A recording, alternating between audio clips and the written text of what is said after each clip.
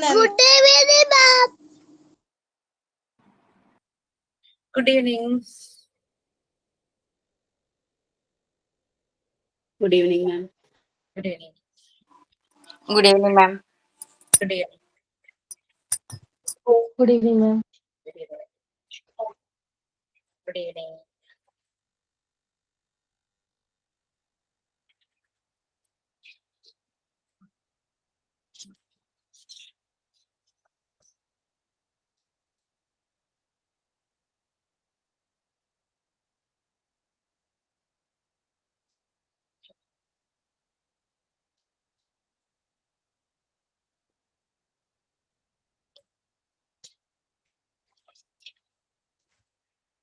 Okay, we can start. Who is ready to do prayer?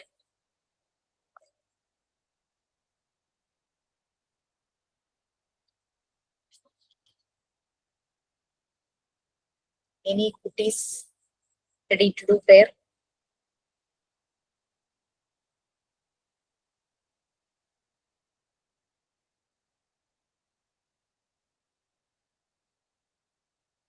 Yes, please.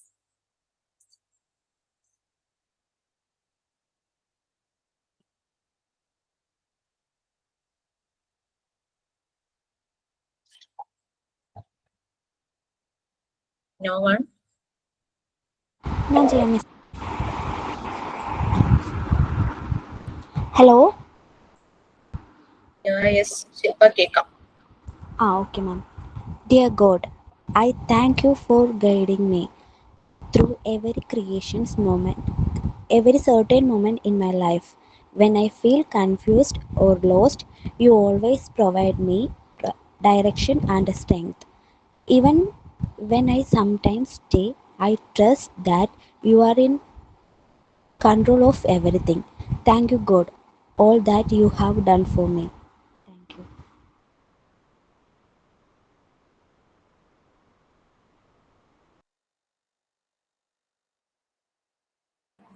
Okay, anything else anyone want to share?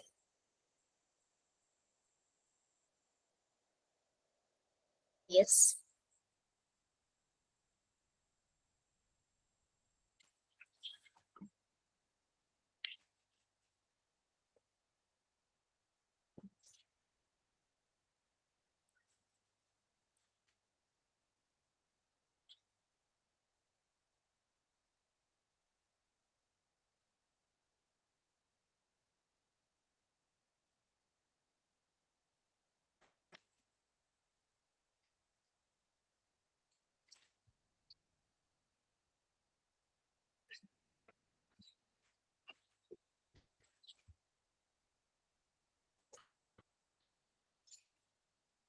Okay, so last class,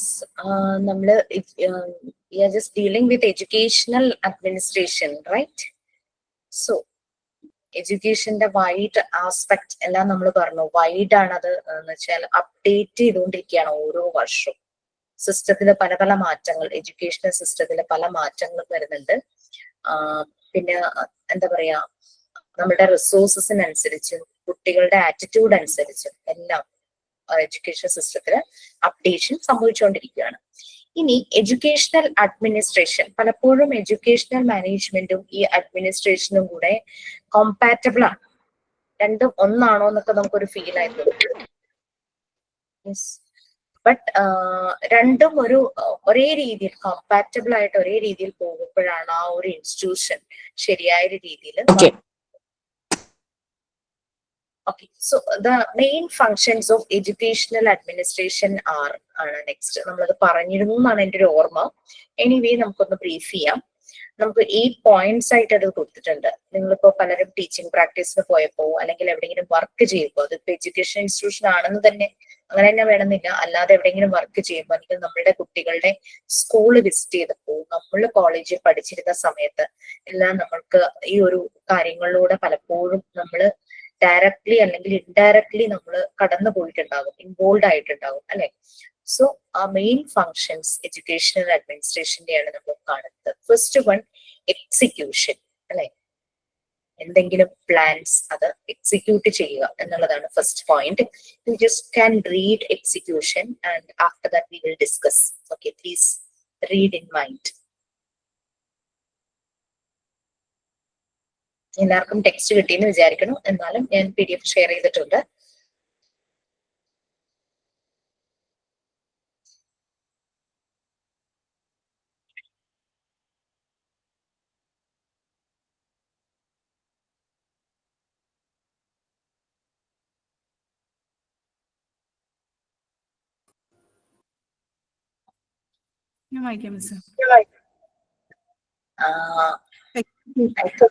വായിക്കുവാണോ? Read please. Yes please please. If you wish to read, please. Execution. In execution lies the base of an institution. Execution not only points out what resources are needed, but also the sources of acquisition.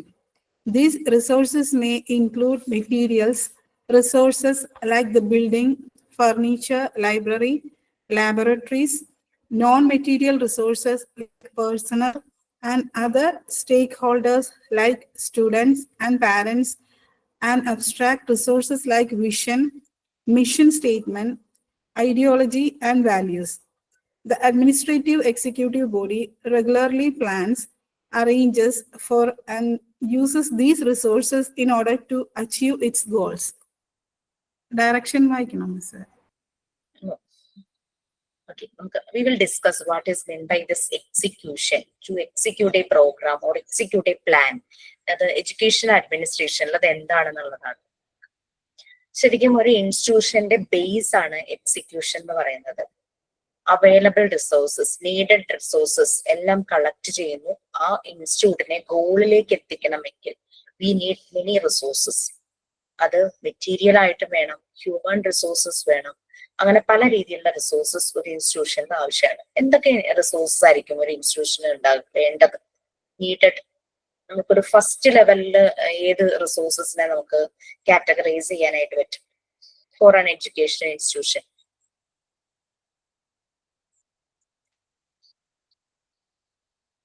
Material resources. Yes, material resources അല്ലെ. നമ്മൾക്കറിയാം കുട്ടികളുടെ mental ഹെൽത്തും physical ഹെൽത്തും education institution എന്ന് പറയുന്ന ആ ഒരു എൻവയോൺമെന്റിൽ ശരിക്കും develop ആവുകയാണ് അല്ലെ. അവർക്ക് എന്തെങ്കിലും ഒരു ഡിഫോർമേഷൻ ഉണ്ടെങ്കിൽ അത് ഈ ഇൻസ്റ്റിറ്റ്യൂഷനിലായിരിക്കണം ശരിയായി വരാൻ.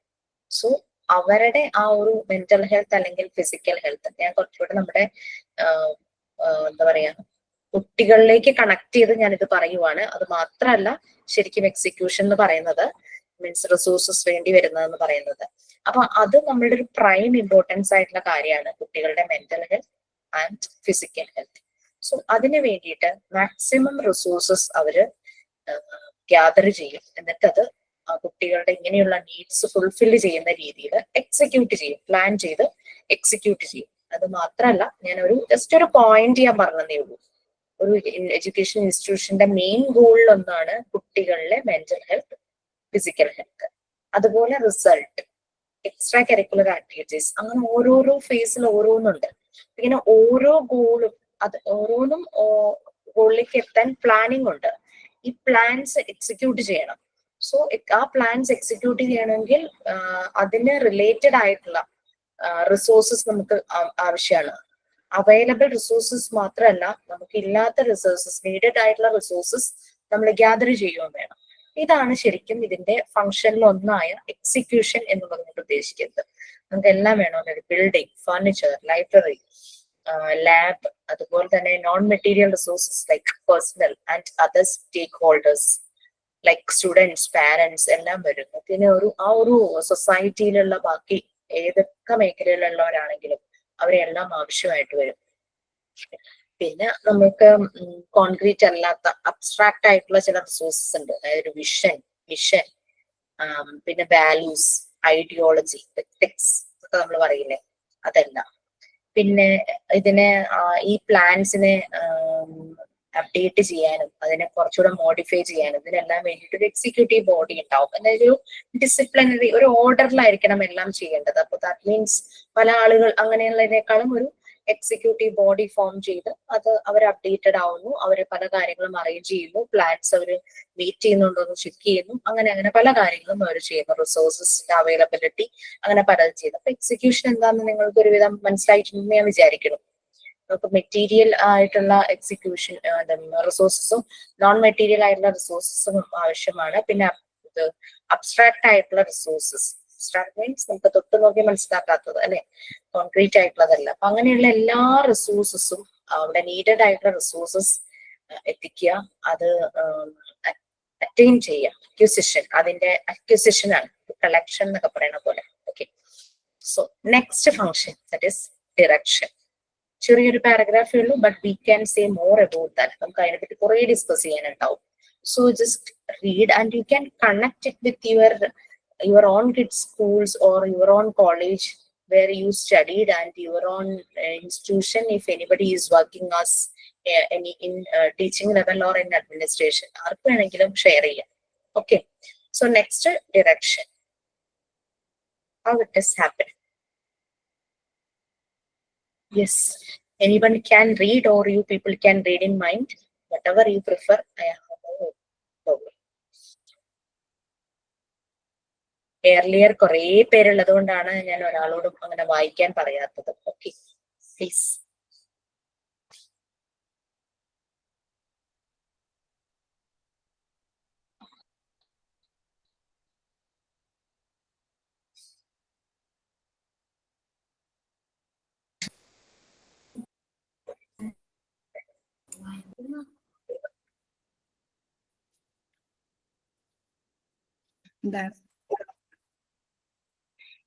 Direction വായിച്ചോട്ടെ മിസ് എന്ന്. Thank you, please. The vision and mission statement of the institution serves to direct the institution in its chase to achieve its goals. Educational administration ensures that the directives and backed during curriculum construction and academic planning. Okay, so direction or direction, whatever it be. So what do you feel about that? നിങ്ങൾക്ക് എന്താ തോന്നുന്നത് ഒരു education അഡ്മിനിസ്ട്രേഷന്റെ direction എന്നുള്ളത് കൊണ്ട് ഉദ്ദേശിക്കുന്നത് എന്താണ്?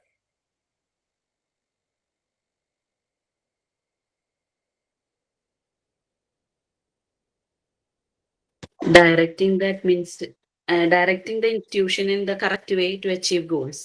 Okay, Directing its vision and mission. ഇത് blurred ആയോ? ബ്ലേർഡ് ആയിട്ടാ കാണുന്നത്. One second.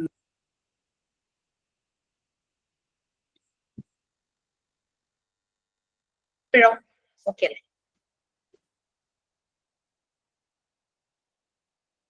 ഓക്കെ,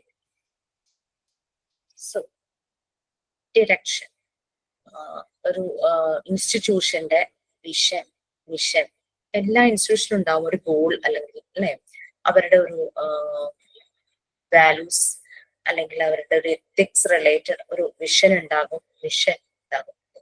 പലതും പല മാനേജ്മെന്റുകൾക്ക് കീഴിലായിരിക്കും. അപ്പൊ ഡിപ്പെൻഡിങ് ഓൺ ദ മാനേജ്മെന്റിന്റെ പല ബേസ് സ്ട്രക്ചർ എല്ലാം അനുസരിച്ച് അവർക്കൊരു വിഷൻ ഉണ്ടാകും, മിഷൻ ഉണ്ടാകും. ഇൻസ്റ്റിറ്റ്യൂട്ടിനെ, അതായത് ആ ഇൻസ്റ്റിറ്റ്യൂട്ടിനെ ഡയറക്റ്റ് ചെയ്യുന്നു. അതിനെ എങ്ങനെ ഗോൾസ് ചേസ് ചെയ്യണം, ആ ഗോളിലേക്ക് എങ്ങനെ എത്തണം. പല ഗോൾസ് ഉണ്ടാവും, പല ഏരിയയിലും പല ഗോൾസ് ഉണ്ടാവും. സ്പോർട്സ്, അക്കാദമിക്സ്, എക്സ്ട്രാ കരിക്കുലർ, ഇതുപോലെ കുട്ടികളുടെ mental health, physical health related കാര്യങ്ങൾ, അങ്ങനെ പല ഗോൾസും അച്ചീവ് ചെയ്യുന്നതിലേക്ക് ആ ഇൻസ്റ്റിറ്റ്യൂട്ടിനെ ഡയറക്ഷൻ കൊടുക്കുന്നു. അതാണ്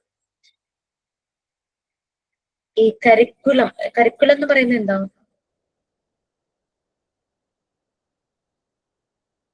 What is meant by curriculum? ആ ഒരു അക്കാഡമിക് അവർ സ്കൂളിൻ്റെതായിട്ടുള്ള ഒരു നോംസ് ആൻഡ് കണ്ടീഷൻസ് ഒരു അക്കാഡമിക് ഇയറിൽ അവർ ഫോളോ ചെയ്യേണ്ട പാഠ്യപദ്ധതി. Something like teaching and learning process. അല്ലെങ്കിൽ നമുക്കറിയാം ഒരു സ്കൂള് എന്ന് പറയുമ്പോൾ ഇപ്പൊ KG തുടങ്ങിയിട്ട് +2 വരെയുള്ള ഒരു ഇൻസ്റ്റിറ്റ്യൂഷൻ ആണെന്ന് വിചാരിക്കുക.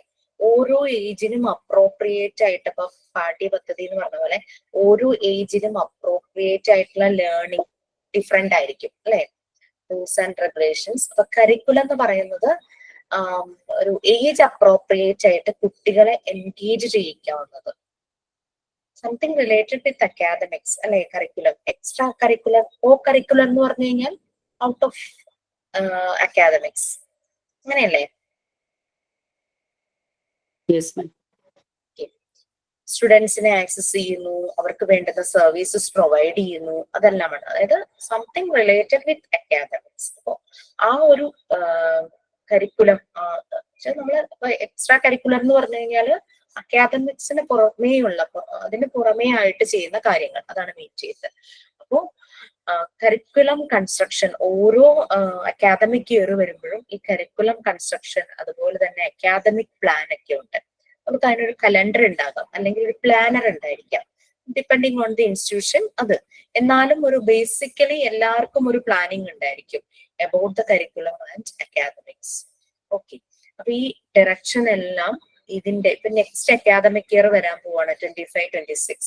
ഈ 25-26ലേക്ക് ഇനി എന്തെല്ലാം കാര്യങ്ങൾ വേണം, അതിന്റെ അക്കാദമിക് സൈഡിൽ എന്തെല്ലാം നോക്കണം, നോൺ അക്കാദമിക് സൈഡിൽ എന്തെല്ലാം നോക്കണം, അങ്ങനെയുള്ള എല്ലാ കാര്യങ്ങളും അവരിപ്പോഴേ അതിന് വേണ്ടത് ഒരു ഡയറക്ഷൻ, ഒരു ഡയറക്റ്റീവ്സ് അത് ചെയ്തു വെക്കും, സെറ്റ് ചെയ്തു വെക്കും, relating with the vision and mission of the institute. നമുക്കറിയാം പല മാനേജ്മെന്റ് രീതിയിൽ പ്രവർത്തിക്കുന്ന സ്കൂളുകളുണ്ട്. ലൈക്ക് ഏതെങ്കിലും ട്രസ്റ്റിന്റെ കീഴിൽ ഗവൺമെന്റ് സ്കൂളുകൾ, ചിലതൊരു മാനേജ്മെന്റ് ആയിരിക്കും ബട്ട് എയ്ഡഡ് സ്കൂൾ, ചിലത് അൺഎയ്ഡഡ് സ്കൂൾസ് ഉണ്ടാകും, ചിലത് റിലീജിയസ് ആ ഒരു രീതിയിൽ പോകുന്ന മാനേജ്മെന്റ് ഉള്ള സ്കൂളുകൾ കാണും. അങ്ങനെ ഓരോ പല രീതിയിലും എന്താ പറയാ റൺ ചെയ്യുന്ന ഇൻസ്റ്റിറ്റ്യൂട്ടുകൾ ഉണ്ടാകും. അതിനനുസരിച്ച് ആ ഒരു ഇതിന്റെ വിഷൻ ആൻഡ് മിഷനനുസരിച്ച് നെക്സ്റ്റ് ഓരോ വർഷത്തെ അക്കാദമിക്സും കരിക്കുലം, കോ കരിക്കുലർ, അങ്ങനെ എല്ലാ ആക്ടിവിറ്റീസിനും വേണ്ടുന്ന ഡയറക്ടേഴ്സ് ഓൾറെഡി അവര് സെറ്റ് ചെയ്ത് വെക്കുന്നു. So that is direction as per their vision and mission. Next, supervision. Yes, you can read. After that, we will discuss what is meant by supervision. Then we will go to advise or stimulate. So, first one, we will execution, then direction, then supervision. Yes, please.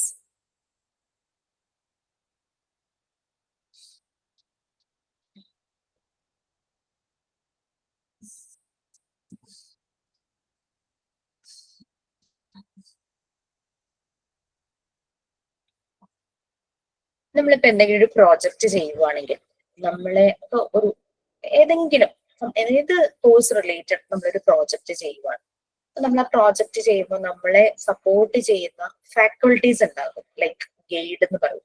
Sometimes ചില ഇൻസ്റ്റിറ്റ്യൂഷനിൽ ഗൈഡിന് പകരം supervisor എന്നായിരിക്കും പറയുന്നത്. അത് internal supervisor ഉണ്ടാകും, external supervisor ഉണ്ടാകും. ഇപ്പൊ നമ്മളൊരു കോളേജിൽ നിന്ന് വേറൊരു സ്ഥാപനത്തിലേക്കാണ് ആ ഒരു പ്രോജക്റ്റ് ചെയ്യാൻ പോകുന്നതെന്ന് വിചാരിക്കുക. സോ ആ ഒരു സ്ഥാപനത്തിലെ സൂപ്പർവൈസർ, ഹീസ് എക്സ്റ്റേണൽ സൂപ്പർവൈസർ അല്ലെ. നമ്മുടെ കോളേജിലെ നമ്മുടെ ഗൈഡ് ഇന്റേണൽ സൂപ്പർവൈസർ. പക്ഷെ അവര് നോക്കുന്നു നമ്മൾ കാര്യങ്ങളെല്ലാം ശരിയായി ചെയ്ത് ഫിനിഷ് ചെയ്യുന്നുണ്ടോ.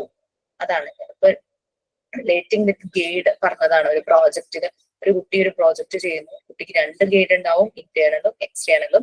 സോ ആ ഇന്റേണൽ എക്സ്റ്റേണൽ ഗൈഡിന്റെ അടുത്ത് റിപ്പോർട്ട് ചെയ്യും ആ കുട്ടി അല്ലെ. ഐ റോട്ട് ദ പ്രോജക്ട്, ആ പ്രോജക്റ്റിന്റെ ഓരോ സ്റ്റെപ്സ്, അങ്ങനെ എത്ര ടൈം ഡ്യൂറേഷനിൽ ആ പ്രോജക്റ്റ് കംപ്ലീറ്റ് ചെയ്യാനുണ്ടായിരിക്കും.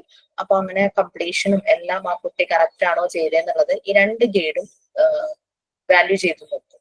അതുപോലെ തന്നെ ഒരു സ്കൂളിലെ പ്ലാൻസ് അതെല്ലാം ശരിയായ രീതിയിലാണോ എക്സിക്യൂട്ട് ചെയ്യുന്നത്, അത് നേരത്തെ കൊടുത്ത ഡയറക്ഷൻ, ആ ഡയറക്റ്റീവ്സ് അനുസരിച്ച് തന്നെയാണോ അത് പ്ലാൻസ് എല്ലാം എക്സിക്യൂട്ട് ചെയ്യുന്നത്.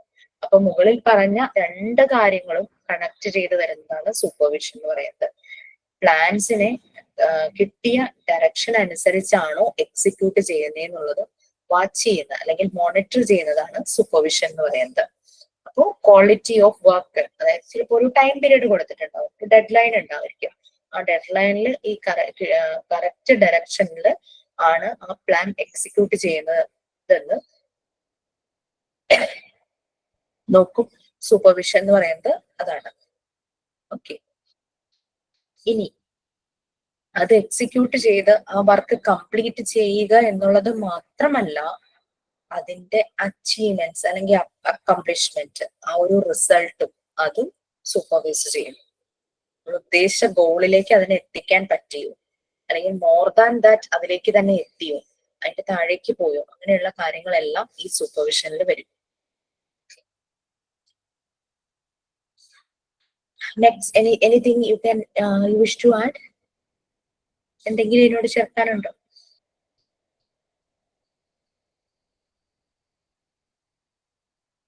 Yes please.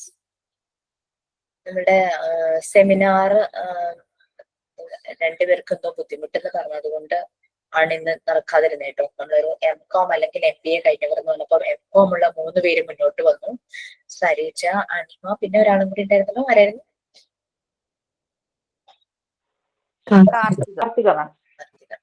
ആ, ചെയ്യാമെന്നായിരുന്നു പറഞ്ഞത്. സോ എന്നെ അറിയിച്ചു ഇന്ന് അവർക്ക് ബുദ്ധിമുട്ടാണെന്ന് അറിയിച്ചു.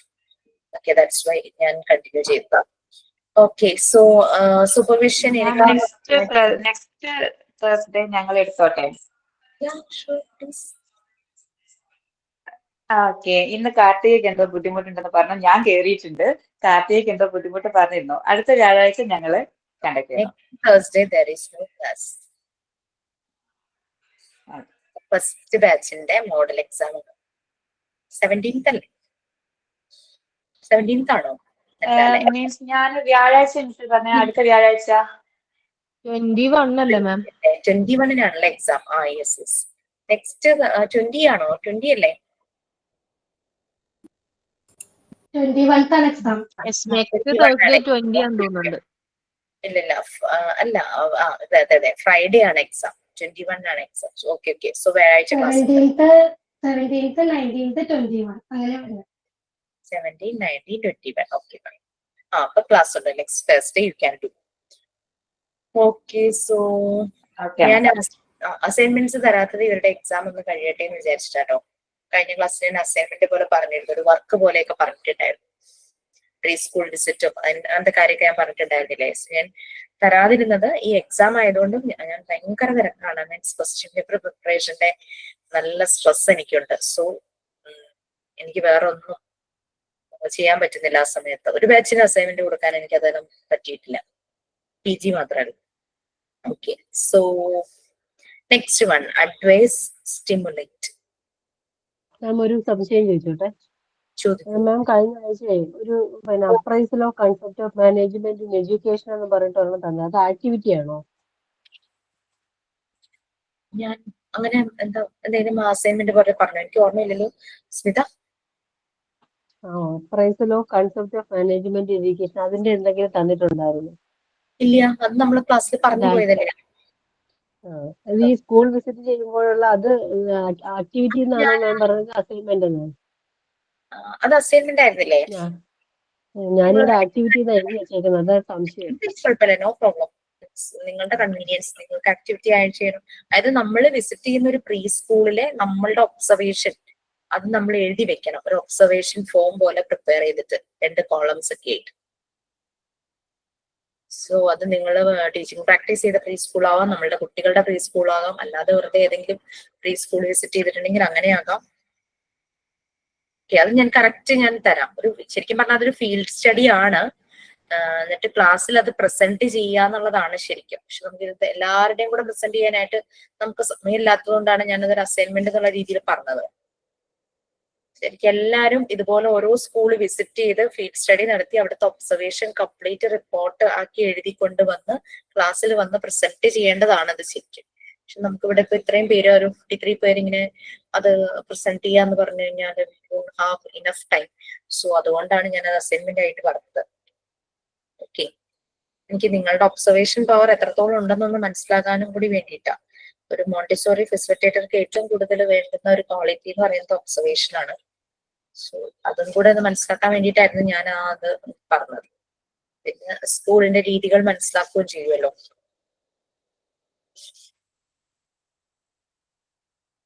ഓക്കെ, സോ നെക്സ്റ്റ് എന്തായിരുന്നു? Advise or stimulate.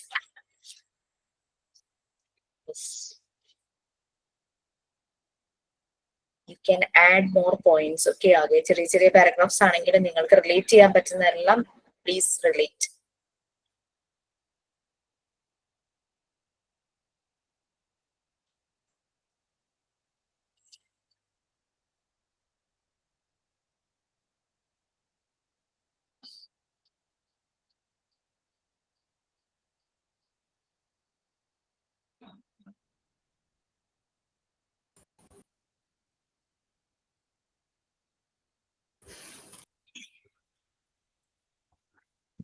So advise or stimulate.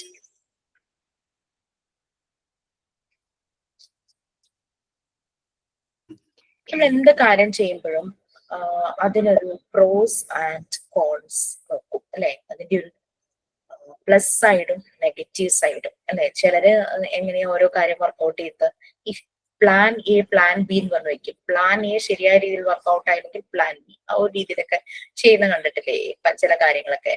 അതുപോലെ തന്നെയാണ് ഏതിന്റെയും പ്രോസ് ആൻഡ് കോൺസ് അവര് ജസ്റ്റ് ബാലൻസ് ചെയ്തു നോക്കും. നമ്മൾ പലപ്പോഴും സൈക്കോളജിയിലെ ഒരു തെറാപ്പി തന്നെ ഈ ഒരു രീതിയിൽ തന്നെയാണ്, positive and negative, just like pros and cons. എനിക്കൊരു ജോലിയുണ്ട്, ബട്ട് ഐ ഫീൽ ലൈക്ക് ആ ജോലി ഒന്ന് റിസൈൻ ചെയ്യണം. സോ നമ്മളപ്പോ ഞാൻ ആ ജോലി റിസൈൻ ചെയ്താൽ എനിക്ക് കിട്ടുന്ന പ്ലസ് എന്താണെന്ന് എഴുതും. ആ ജോലി റിസൈൻ ചെയ്താൽ എനിക്ക് ഉണ്ടാകുന്ന നഷ്ടങ്ങൾ, നെഗറ്റീവ്സ്, അത് എഴുതും. ജോലിയിൽ തുടരുവാണെങ്കിൽ എനിക്കുള്ള പ്ലസ്, ജോലിയിൽ തുടരുവാണെങ്കിൽ എനിക്കുള്ള മൈനസ്. അങ്ങനെ എഴുതി നമുക്ക് തന്നെ ഡിസിഷൻ മേക്കിംഗ് എടുക്കാൻ പറ്റും അല്ലെ. നമ്മൾ ഒരു കാര്യം ചെയ്യാൻ പോകുമ്പോൾ നമ്മൾ കൺഫ്യൂസ്ഡ് ആണെങ്കിൽ നമ്മൾ ചെയ്യേണ്ട ഒരേ ഒരു വഴി ഇത്, ബുക്ക് എടുക്കുക, ഒരു സൈഡിൽ പ്ലസ് എഴുതുക, ഒരു സൈഡ് മൈനസ് എഴുതുക. അപ്പൊ നമുക്ക് തീരുമാനിക്കാനായിട്ട് പറ്റും ഞാൻ ആ ജോലി കണ്ടിന്യൂ ചെയ്യണോ അതോ ആ ജോലി റിസൈൻ ചെയ്യണോ എന്നുള്ളത്. ഈ ഒരു കൺഫ്യൂഷനായിട്ട് എന്റെ വളരെ അടുത്തൊരു സുഹൃത്ത് എന്റെ അടുത്ത് വന്നു. അപ്പം ആൾക്ക് ജോലി റിസൈൻ ചെയ്യണോ അതോ ജോലിയിൽ കണ്ടിന്യൂ ചെയ്യണോ, ഒരു രീതിയിലും ഡിസിഷൻ എടുക്കാൻ പറ്റുന്നില്ല. ഞാൻ പറഞ്ഞു ഒരു ബുക്ക് എടുത്തിട്ട് ഒരു സൈഡിൽ എഴുതുക, ജോലി റിസൈൻ ചെയ്താൽ എന്റെ നഷ്ടങ്ങൾ, ജോലി റിസൈൻ ചെയ്താൽ എന്റെ ലാഭങ്ങൾ, ജോലിയിൽ തുടർന്നാൽ എന്റെ നഷ്ടങ്ങൾ, ജോലിയിൽ തുടർന്നാൽ എന്റെ ലാഭങ്ങൾ. അങ്ങനെ എഴുതി കക്ഷി രണ്ടും കൂടെ ഒന്ന് ബാലൻസ് ചെയ്ത് നോക്കി, ഒന്ന് വെയ് ചെയ്ത് നോക്കിയപ്പം ജോലിയിൽ തുടർന്നാലാണ് ആൾക്ക് ലാഭം കൂടുതൽ. So she decide to continue the job. So നമുക്ക് എല്ലാ കാര്യങ്ങളിലും നമുക്ക് ആ രീതിയിൽ ചെയ്ത് നോക്കാം. അതുപോലെ തന്നെയാണ് ഇവിടെ advise or stimulate. Education administration analyse ചെയ്യുന്നു. വൺസ് ഒരു വർക്ക് ചെയ്ത് കഴിഞ്ഞാൽ ആ ഏത് രീതിയിലാണ് ആ വർക്ക് ചെയ്തത്, എങ്ങനെ അത് കംപ്ലീഷനിലേക്ക് എത്തി, അതെല്ലാം അനലൈസ് ചെയ്യും. പറഞ്ഞ സമയത്തിൽ തീർന്നു, പറഞ്ഞ സമയത്തിനേക്കാൾ കുറവ് സമയം എടുത്തു, പറഞ്ഞ സമയത്തിനേക്കാൾ കൂടുതൽ ടൈം വേണ്ടി വന്നു, അവൈലബിൾ നീഡഡ് റിസോഴ്സസ് തന്നെ മതിയായോ അതോ അതിൽ കൂടുതൽ വേണ്ടി വന്നു, റിസോഴ്സസ് കുറവ്, അങ്ങനെ എല്ലാ ഏരിയയിലേക്കും അവരത് കണക്ട് ചെയ്ത് നോക്കും. അങ്ങനെയാകുമ്പോൾ വീക്ക്നെസ് സൈഡ് മനസ്സിലാകും. നമ്മളും അവിടെ ഒരു സോട്ട് അനാലിസിസ് ആണ് നടത്തിയത്. നമ്മുടെ സ്ട്രെങ്ത്, വീക്ക്നെസ്, അങ്ങനെ എല്ലാ കാര്യങ്ങളും നോക്കി. അങ്ങനെ നോക്കിയപ്പോൾ മനസ്സിലായി ആ ജോബ് കണ്ടിന്യൂ ചെയ്യുന്നത് തന്നെയാണ് നമുക്ക് നല്ലതെന്ന് മനസ്സിലായി. പിന്നെ ആ ജോലി കണ്ടിന്യൂ ചെയ്യുന്നതുകൊണ്ട് ചെറിയ ചെറിയ പ്രശ്നങ്ങളായിരിക്കാം, അത് സോർട്ട് ഔട്ട് ചെയ്യാൻ പറ്റും. അതുകൊണ്ടാണ് ആ കുട്ടി ആ ജോലി കണ്ടിന്യൂ ചെയ്തത്. ഓക്കെ, സോ അങ്ങനെ വരുന്ന വീക്കർ സൈഡൊക്കെ മനസ്സിലാകാനായിട്ട് പറ്റും. എന്നിട്ട് അത് സോർട്ട് ഔട്ട് ചെയ്ത് സെറ്റ് ചെയ്ത ഗോള് അക്കംപ്ലിഷ് ചെയ്യാനായിട്ട്, അതിലേക്ക് എത്താനായിട്ട്, അച്ചീവ് ചെയ്യാനായിട്ട് പറ്റും. ഇവിടെയും ശരിക്കും ആ ഒരു അനാലിസിസ് ആണ് നടക്കുന്നത്, ആ ഒരു സ്റ്റിമുലേഷൻ, ആ ഒരു അനാലിസിസ് ആണ് നടക്കുന്നത്. പിന്നെ ഓക്കെ, നെക്സ്റ്റ് അപ്പൊ നമുക്ക് എഡ്യൂക്കേഷൻ അഡ്മിനിസ്ട്രേഷൻ എന്ന് പറയുന്നത് ശരിക്കും പറഞ്ഞു കഴിഞ്ഞാൽ അവരുടെ ഒരു ഉദ്ദേശം, മെയിൻ ഒരു വിഷൻ എന്ന് പറയുന്നത് അല്ലെങ്കിൽ ഒരു ഗോൾ എന്ന് പറയുന്നത് അക്കാദമിക്സ് തന്നെയാണ്. സ്റ്റുഡൻസിന്റെ performance in academics and non academics അല്ലെ.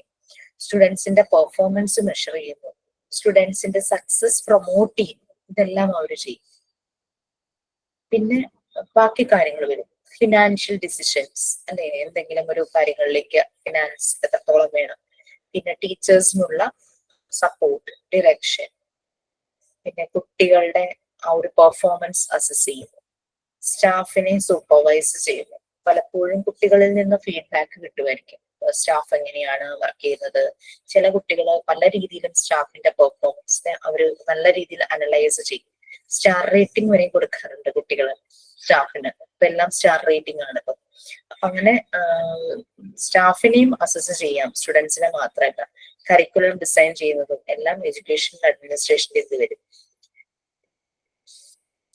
പിന്നെ ഇൻസ്ട്രക്ഷൻസ് പ്രൊവൈഡ് ചെയ്യുക, ഡയറക്ഷൻസ് കൊടുക്കുക, കുട്ടികൾക്ക് വേണ്ടുന്ന സർവീസസ് പ്രൊവൈഡ് ചെയ്യുക. പിന്നെ പല രീതിയിലുമുള്ള വർക്കേഴ്സ് ഉണ്ടാവും ഒരു എഡ്യൂക്കേഷൻ ഇൻസ്റ്റിറ്റ്യൂഷനിൽ. ടീച്ചേഴ്സ് മാത്രമല്ല, നോൺ ടീച്ചിങ് സ്റ്റാഫ് ഉണ്ടായിരിക്കും. അവരുടെ ആ ഒരു ടീച്ചേഴ്സ് എല്ലാ സ്റ്റാഫുമായിട്ടുള്ള റിലേഷൻസ് മെയിൻറ്റെയിൻ ചെയ്യുക. പിന്നെ ലീഗൽ ഇഷ്യൂസ് എന്തെങ്കിലും വരുവാണെങ്കിൽ അതിനെ സോൾവ് ചെയ്യുക.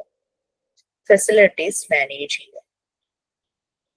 പിന്നെ ഓരോ പ്ലാൻസ് ക്രിയേറ്റ് ചെയ്യുക. പിന്നെ അതുപോലെ തന്നെ ഒരു അക്കാദമിക് ഇയർ എത്രത്തോളം പല ആക്ടിവിറ്റീസ് സ്കൂളിൽ നടക്കും അല്ലെ, ബഡ്ജറ്റ് പ്ലാൻ, ബഡ്ജറ്റിംഗ് അതും വളരെ ഇമ്പോർട്ടന്റ് ആണ്. പിന്നെ ആ സ്കൂളിൽ നിൽക്കുന്ന സൊസൈറ്റി, കമ്മ്യൂണിറ്റി, അവരുമായിട്ടൊരു കോപ്പറേഷൻ അല്ലെ, അവരുമായിട്ട് നല്ലൊരു റിലേഷൻഷിപ്പ് വേണം. ഇങ്ങനെയുള്ള കുറെ കാര്യങ്ങളായിരുന്നു. So this is entirely different from what I faced last time. അല്ലെ, ഞാൻ ആ സ്കൂളിൽ നിന്നും മാനേജ്മെന്റിൽ നിന്നും അഡ്മിനിസ്ട്രേറ്റീവ് ആ ഒരു സ്റ്റാഫുകളിൽ നിന്നും ഞാൻ അനുഭവിച്ച കാര്യങ്ങൾ വെച്ച് നോക്കുമ്പോൾ this is entirely different. It can happen. Okay. So advise or stimulate, അതായിരുന്നു നമ്മൾ പറഞ്ഞത്. അവരിതിന്റെ പ്രോസ് ആൻഡ് കോൺസ് നോക്കും, എല്ലാം ഒന്ന് വേ ചെയ്ത് നോക്കും. നമ്മൾ തുലനം ചെയ്യാന്ന് പറയില്ലേ, ഒരു ത്രാസിലിട്ട് നമ്മൾ നോക്കുവാണെങ്കിൽ ആ ഒരു ബാലൻസ് ചെയ്യാന്നുള്ളത്.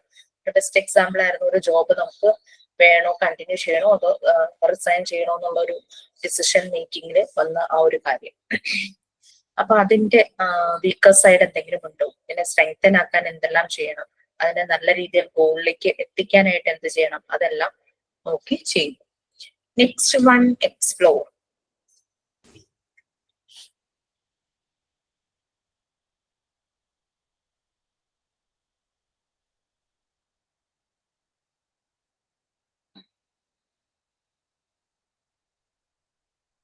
Okay, what's meant by explore?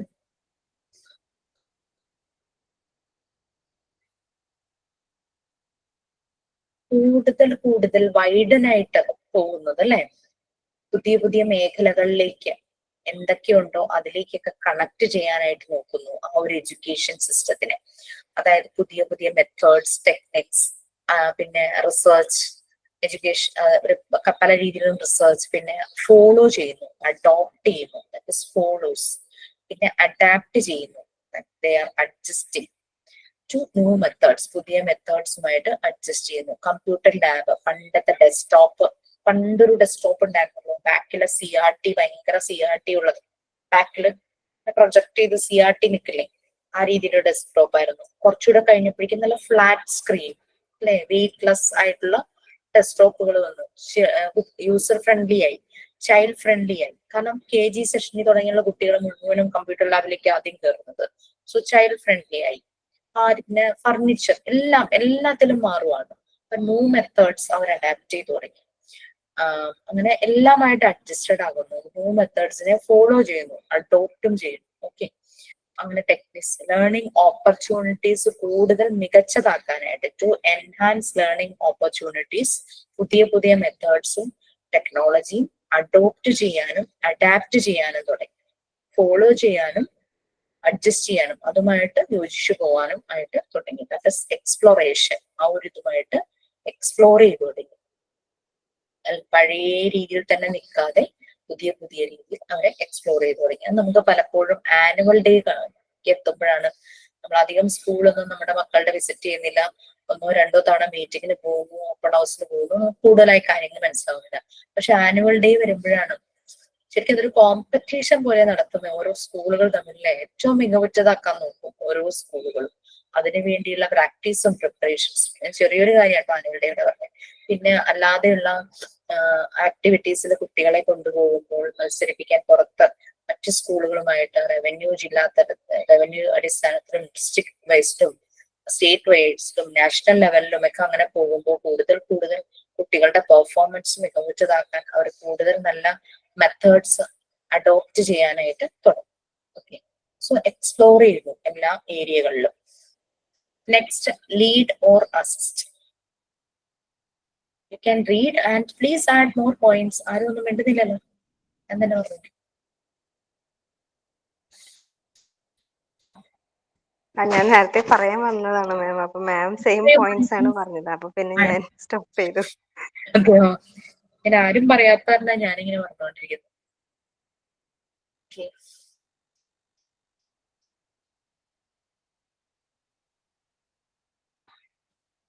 So next, lead or assist. ഞാൻ പറയുന്നില്ല, യു പീപ്പിൾ ക്യാൻ ആഡ്.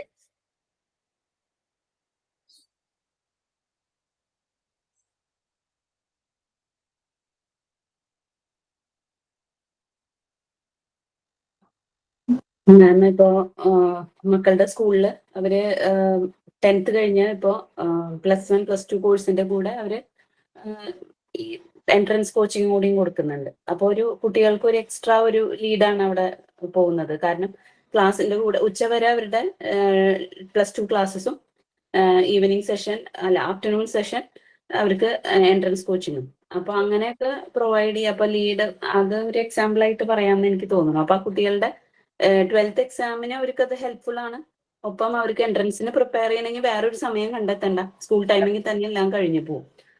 അതിനു വേണ്ടിയിട്ട് നല്ല കോച്ചിങ് സെന്റേഴ്സ് ആയിട്ട് ടൈപ്പ് ആയിട്ട് മിനിമം ഫീസ് മേടിച്ചിട്ട്, അപ്പോൾ പാരന്റ്സിന് അഫോർഡബിൾ ആണല്ലോ. അതൊരു എക്സാമ്പിൾ ആണെന്ന് എനിക്ക് തോന്നി. കുട്ടി പുറത്തൊരിടത്ത് പോകേണ്ട ആവശ്യമില്ല. അതെ, നമ്മള് ക്ലാസ് കഴിഞ്ഞ ഒരു എക്സ്ട്രാ ടൈം കണ്ടെത്തേണ്ട ആവശ്യമില്ല, പഠിക്കാനും വേണ്ട സമയം കിട്ടുന്നുണ്ട്. Very good.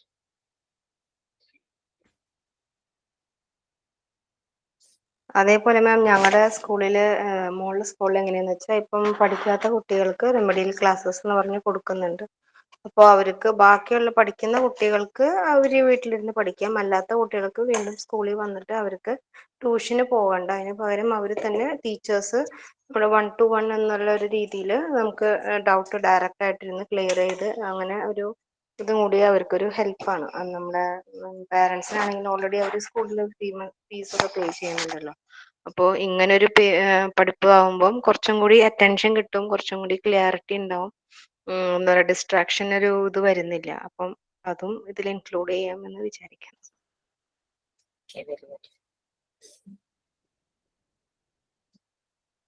ഒരു സപ്പോർട്ട് സിസ്റ്റം പോലെ അല്ലെ, ഫോർ എന്നൊക്കെ പറയുന്നത് ഒരു support system for efficient and effective achievement of set objectives or goals. School already ഒരു ഗോൾ ഒബ്ജക്റ്റീവ് സെറ്റ് ചെയ്ത് വെച്ചിട്ടുണ്ടാവും. അത് മോർ എഫിഷ്യന്റ് മോർ എഫക്റ്റീവ് ആയിട്ട് കിട്ടുന്ന ഒരു സപ്പോർട്ട് സിസ്റ്റം.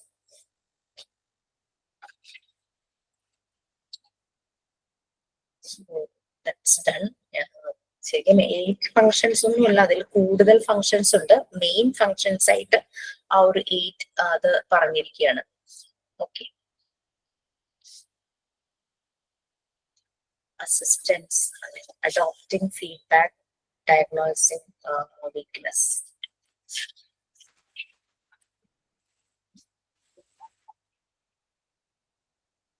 മാം ഒന്ന് സ്ക്രോൾ ചെയ്യാൻ പറ്റുമേ? ആ ഒരു പോയിന്റ് ഇല്ല, ഇത് വെച്ച് കഴിഞ്ഞു ആ ഫങ്ഷൻസിന്റെ. Okay ma'am.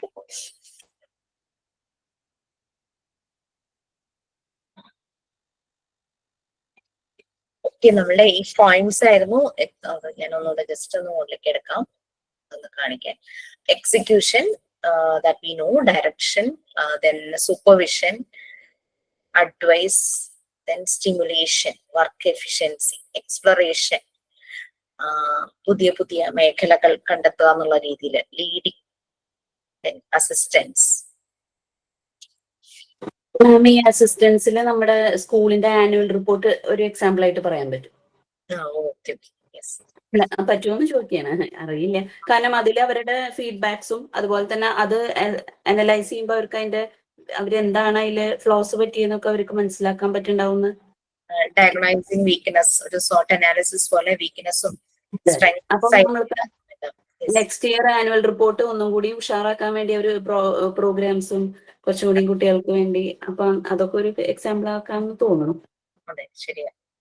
അതായത് നമ്മളൊരു മീറ്റിംഗ് വെക്കുമ്പോൾ അതിന്റെ മിനിറ്റ്സ് എഴുതി നെക്സ്റ്റ് മീറ്റിംഗിലാവുമ്പോഴേക്കും അതിനെ ക്ലാരിഫൈ ചെയ്യേണ്ട കാര്യങ്ങൾ ക്ലാരിഫൈ ചെയ്തിട്ടായിരിക്കും നെക്സ്റ്റ്. ഇപ്പൊ മന്ത്ലി ആയിട്ട് വർക്ക് ചെയ്യുന്ന ഒരു എന്തെങ്കിലും ആണെങ്കിൽ അവർ ഓരോ മന്ത്ലി ഒരു മീറ്റിംഗ് വെക്കുന്നു. അപ്പോൾ ആ ഒരു മീറ്റിംഗിൽ ഒരു മിനിറ്റ്സ് റിപ്പോർട്ട് ഉണ്ടാവും. നെക്സ്റ്റ് മീറ്റിംഗ് ആകുമ്പോൾ ക്ലാരിഫൈ ചെയ്യേണ്ട കാര്യങ്ങൾ ഈ ഒരു മന്ത് പറയും. അങ്ങനെ അവരത് കൂടുതൽ നന്നാക്കുന്ന പോലെ തന്നെയാണ് ഒരു ആനുവൽ റിപ്പോർട്ടും.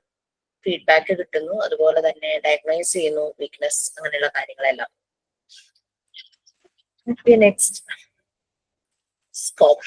നമ്മൾ മെയിൻ ഫങ്ഷൻസ് ആണ് പറഞ്ഞത്. Next scope of educational administration.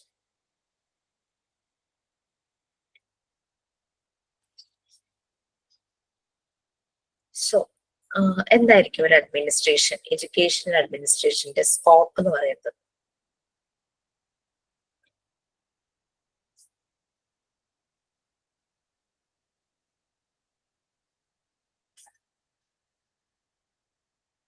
Yes, എന്തെങ്കിലും ഒരു ഭാവി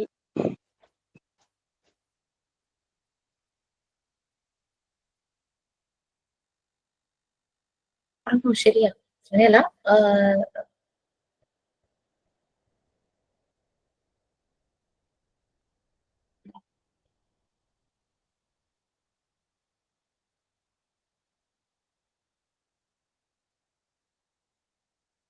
ശരിക്കും ഒരു എഡ്യൂക്കേഷൻ അഡ്മിനിസ്ട്രേഷൻ എന്ന് പറഞ്ഞു കഴിഞ്ഞാൽ നമുക്ക് ഏതൊരു ഫീൽഡ് ആണെങ്കിലും അതിലൊരു പ്രൊഫഷണലിസം വേണം, അല്ലേ? റൈറ്റ്, പ്രൊഫഷണലിസം ഉണ്ടാകും.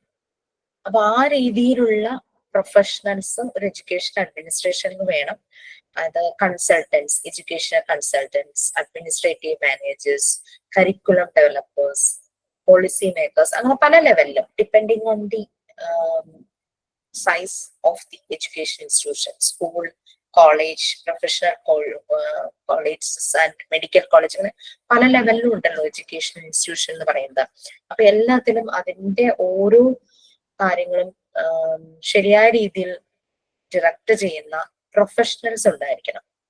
പ്രൊഫഷണലിസം വേണമെന്ന് പറയുന്ന പോലെ, അല്ലെ?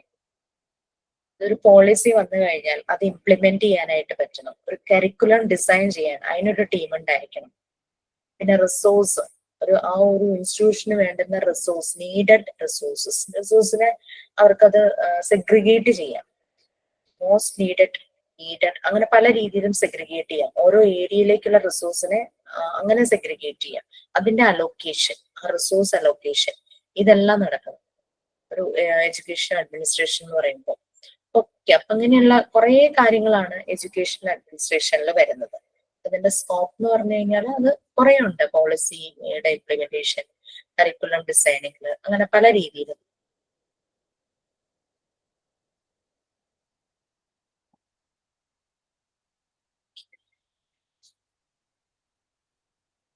ശരിക്കും ഇതില് നമ്മളിപ്പോ കുറെ കാര്യങ്ങൾ പറഞ്ഞു. മാനേജ്മെന്റ് പറഞ്ഞ പല കാര്യങ്ങളും ഇതിലേക്കും വരുന്നുണ്ട്. പ്ലാനിങ്, ഓർഗനൈസേഷൻ, ഡയറക്റ്റിംഗ്, പിന്നെ അതിനെ കോർഡിനേറ്റ് ചെയ്യുക, സൂപ്പർവൈസ് ചെയ്യുക, കൺട്രോൾ ചെയ്യുക, അനാലിസിസ് നടത്തുക, ആക്സസ് ചെയ്യുക, അങ്ങനെ പല കാര്യങ്ങളും എഡ്യൂക്കേഷണൽ അഡ്മിനിസ്ട്രേഷനിൽ വരുന്നുണ്ട്.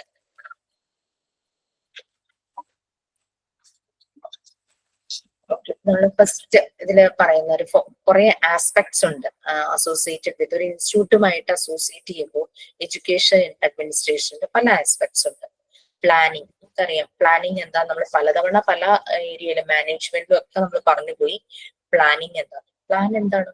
ഗോള് സെറ്റ് ചെയ്യാം, മാക്സിമം റിസോഴ്സസ് യൂസ് ചെയ്യുക, അവൈലബിൾ ആയിട്ടുള്ള റിസോഴ്സസും നീഡഡ് റിസോഴ്സസും എല്ലാം അലോക്കേറ്റ് ചെയ്തിട്ട് അത് ശരിയായ രീതിയിൽ യൂസ് ചെയ്യാം. വേസ്റ്റേജ് എന്നുള്ള കാര്യം വരരുത്. പിന്നെ എഫേർട്ട്, അത് എന്താ പറയാ, ശരി, ട്രൂ ആയിട്ടുള്ള എഫേർട്ട്, ഡ്യൂപ്ലിക്കേഷൻ ഓഫ് എഫേർട്ട് വേണ്ട. പിന്നെ അൺഹെൽത്തി ആയിട്ടുള്ള പ്രാക്ടീസസ് വേണ്ട. ഒരു ഹെൽത്തി അറ്റ്മോസ്ഫിയർ, ഒരു ഹെൽത്തി എൻവയോൺമെന്റ് തന്നെ അവിടെ വേണം.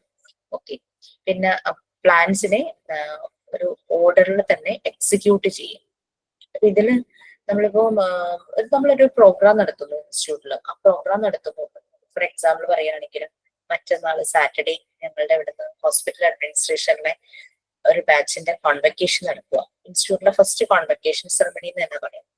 സോ ഞങ്ങൾക്ക് സാർ ഒരു ചാർട്ട് തന്നിട്ടുണ്ട്. ഓരോരുത്തർക്കും ഓരോ ഡ്യൂട്ടി അസൈൻ ചെയ്തിട്ടുണ്ട്. കുറേ ഡ്യൂട്ടീസ് ഉണ്ട്, പല രീതിയിലും ഡിവൈഡ് ചെയ്തിട്ട് ഓരോ സെക്ഷനായിട്ട് ഓരോരുത്തർക്കും ഓരോ ഡ്യൂട്ടി അസൈൻ ചെയ്തേക്കുക. അപ്പൊ ആ പ്ലാൻ ചെയ്യുന്നതനുസരിച്ച് നമ്മളുടെ ഗോൾ എന്താണ്? കോൺവെക്കേഷൻ സെറമണി ഏറ്റവും ഭംഗിയായി നടത്തുക എന്നുള്ളത്. അവിടെ ആർക്കും ഒരു ബുദ്ധിമുട്ട് വരരുത്. ഗസ്റ്റുകൾ ഉണ്ടാവും, സ്റ്റുഡൻസ് വരുന്നുണ്ട് സർട്ടിഫിക്കറ്റ് റിസീവ് ചെയ്യാനും, അവരുടെ ടെസ്റ്റ് റിസീവ് ചെയ്യാനായിട്ടൊക്കെ സ്റ്റുഡൻസ് വരുന്നു, അവരുടെ പാരന്റ്സ് ഉണ്ടാകും, അവരുടെ ഫാമിലി ഉണ്ടാകും. അങ്ങനെ കുറെ ഒരു വലിയൊരു ക്രൗഡ് ആയിരിക്കും ഗ്യാദർ ചെയ്യുന്നത്. സോ അങ്ങനെ വരുമ്പോൾ ഈ ക്രൗഡിനെ മാനേജ് ചെയ്യാൻ ഒരു ഇൻഡിവിജ്വലിന് ഒറ്റയ്ക്ക് പറ്റില്ല. സോ അവിടെ ടീം വർക്ക് വേണം. സോ അങ്ങനെ പല ടീമായിട്ട് ഞങ്ങൾ ഡിവൈഡ് ചെയ്തിട്ടുണ്ട്. സോ ഓരോ കാര്യങ്ങളും ചെയ്യാനായിട്ട് ഓരോ ടീം എന്നുള്ള രീതിയിൽ ഡിവൈഡ് ചെയ്ത് കംപ്ലീറ്റ് ചാർട്ടായിട്ട് ഞങ്ങൾക്ക് ഷെയർ ചെയ്തേക്കാം. So we know our duty. നമ്മളുടെ ഡ്യൂട്ടി എന്താണെന്നുള്ളത് നമ്മൾക്കറിയാം. സാർ അത് പ്ലാൻ ചെയ്തു, അതിനി എക്സിക്യൂട്ട് ചെയ്യണം. നമ്മൾക്ക് നമ്മളുടെ വർക്ക് ചെയ്യാൻ വേണ്ടുന്ന റിസോഴ്സസ് എന്തൊക്കെയാണെന്ന് ഉള്ളത് അവിടെ അവൈലബിൾ ആയിരിക്കും. അതിനനുസരിച്ച് നമ്മളത് മുന്നോട്ട് പോകും. സോ അതാണ്. അപ്പൊ ഒരു ഓർഡർലി എക്സിക്യൂഷൻ ഓഫ് പ്ലാൻസ് ആണ് ആ ഒരു മറ്റന്നാൾ അവിടെ നടക്കാൻ പോകുന്നത്. അത് ഇപ്പൊ അങ്ങനെയൊന്നും പ്ലാൻ ചെയ്യാതെ ആരെയും ഒന്നും അസൈൻ ചെയ്യാതെയൊക്കെ ആണെങ്കിൽ ആ ഒരു ഫംഗ്ഷൻ വല്ലാണ്ട് വിഷമിച്ചു പോകും, വല്ലാണ്ട് ബുദ്ധിമുട്ടി പോകൂലെ എത്രയും ക്രൗഡ് വരുമ്പോ. ഓക്കെ, പിന്നെ എഡ്യൂക്കേഷണൽ ഈ ഒരു സിസ്റ്റം എന്ന് പറയുന്നത് സെൻട്രൽ ലെവലിലുണ്ട് അല്ലെ. നമുക്ക് ഇപ്പൊ തന്നെ എക്സാം നടത്തുന്നത് പല ബോർഡ്, CBSE ബോർഡ് ഉണ്ട്, ICSE ഉണ്ട്, ISC ഉണ്ട്, സ്റ്റേറ്റ് ബോർഡ് ഉണ്ട്. ഓരോ സ്റ്റേറ്റിനും അതിൻ്റെതായ ബോർഡ് ഉണ്ട്. പിന്നെ ലോക്കൽ ലെവലിലുണ്ട്, ഓരോ സ്കൂൾ ലെവൽ, അങ്ങനെ പല ലെവലിലും നടക്കാറുണ്ട്. ഓക്കെ, അത് പ്ലാനിങ്ങിന്റെ ഭാഗമായിട്ട് വരും. ഈ ബഡ്ജറ്റ് അത് വളരെ എസെൻഷ്യൽ ആണ്. നമുക്കറിയാം ഫിനാൻഷ്യൽ സ്റ്റാറ്റസ്, അത് ഫിനാൻഷ്യൽ നീഡ്സ് ഈ പറയുന്ന ഇൻസ്റ്റിറ്റ്യൂഷനുകളിൽ വരാനുണ്ട്. പല രീതിയിലും ഫണ്ടിങ് സോഴ്സസ് കണ്ടെത്തും. Yes please. ഓക്കെ, ഇപ്പൊ സെൽഫായിട്ട് വർക്ക് ചെയ്യുന്ന സ്കൂളുകൾ അതിനനുസരിച്ചുള്ള ഒരു ഫീസ് സ്ട്രക്ചർ ആയിരിക്കും. ഗവൺമെന്റിന് അതിനനുസരിച്ച് ഫണ്ട് അവൈലബിൾ ആയിരിക്കും. PTA ഫണ്ടൊന്നും വാങ്ങരുത്, അങ്ങനെ ഒരു രീതിയിലൊക്കെ പല ഇപ്പൊ പറയുന്നുണ്ടല്ലേ. സോ ആ ഒരു രീതിയിൽ അങ്ങനെ പല രീതിയിലും ആ ഒരു ബഡ്ജറ്റ് ഒരു പ്രോഗ്രാം നടത്തുമ്പോൾ അതിന് വേണ്ടുന്ന ഒരു എസ്റ്റിമേറ്റഡും അതിനനുസരിച്ച് ഫണ്ട് റേസ് ചെയ്യും. അങ്ങനെയാണ് ചെയ്യുന്നത്. അവിടെ എക്സ്പെൻഡിച്ചർ അതുപോലെ തന്നെ റവന്യൂ എല്ലാം കാൽക്കുലേറ്റ് ചെയ്യുന്ന ഒരു സിസ്റ്റം ഉണ്ടായിരിക്കും. ഓക്കെ,